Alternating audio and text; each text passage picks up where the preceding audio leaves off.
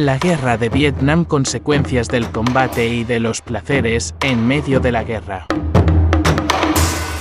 Seguro no sabías que, en la guerra de Vietnam los soldados se drogaban con explosivo C4. Se sabe que, en la guerra de Vietnam, algunos soldados quemaban pequeñas cantidades de C4 y inhalaban los vapores buscando un efecto eufórico o relajante. También hay quienes lo masticaban como una goma de mascar. Pero claro, no sabían que inhalar, fumar o masticar C4 es tóxico. El problema es que contiene RDX, ciclotrimetilentrinitramina, una sustancia neurotóxica que, en lugar de causar un viaje, podía provocar náuseas, mareos, convulsiones y otros síntomas peligrosos. Por tanto, no era un método seguro ni eficaz para drogarse.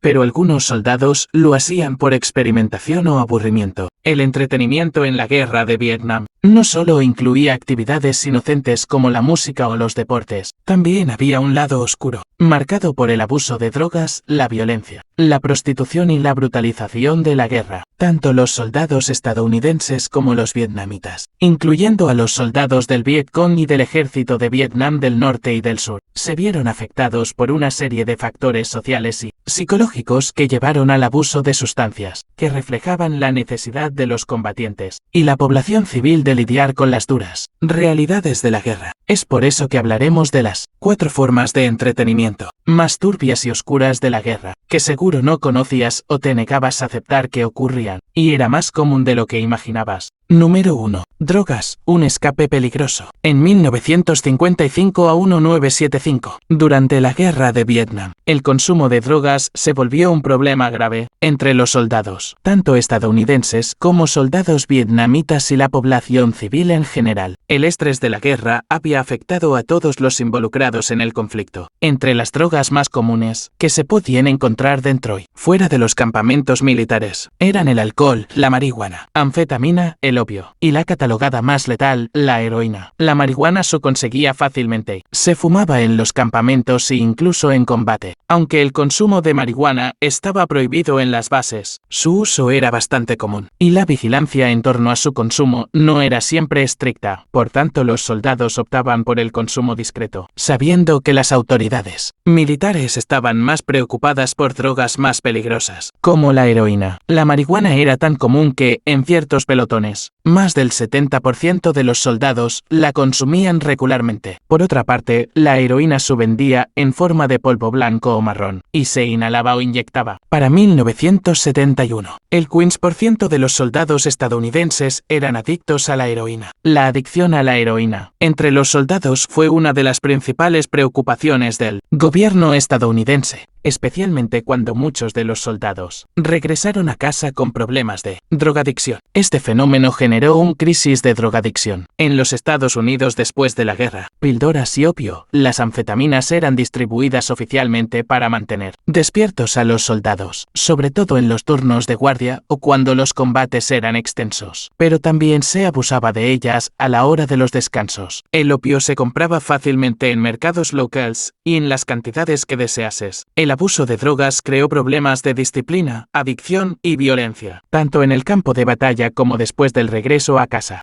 Número 2. Prostitución y enfermedades venéreas. Vietnam tenía una industria de prostitución enorme, en parte fomentada por la guerra. Los soldados acudían a burdeles y bares en Saigon, Da Nang y otras ciudades, donde las mujeres, muchas de ellas menores de edad, trabajaban en condiciones miserables. Se estima que más de 300.000 mujeres vietnamitas trabajaron en la prostitución durante la guerra. Las enfermedades venéreas eran un problema grave, con miles de soldados infectados. El tráfico de personas creció tanto que las mujeres eran forzadas a prostituirse en áreas cercanas a bases militares. La prostitución se convirtió en una industria lucrativa, llena de maltrato y desigualdad. Las mujeres, empobrecidas o en situaciones desesperadas debido a la guerra, se veían obligadas a prostituirse debido a la falta de oportunidades económicas. Por otro lado, los soldados estadounidenses disfrutaban de un mayor poder adquisitivo y se convirtieron en los clientes frecuentes de estos servicios. Las redes de tráfico de personas, tanto locales como internacionales, también estaban involucradas en la explotación sexual, llevando a mujeres desde zonas rurales hacia las grandes ciudades o directamente a las bases militares. Algunas, al estar en una situación precaria, se sentían atrapadas y sin posibilidades de escapar.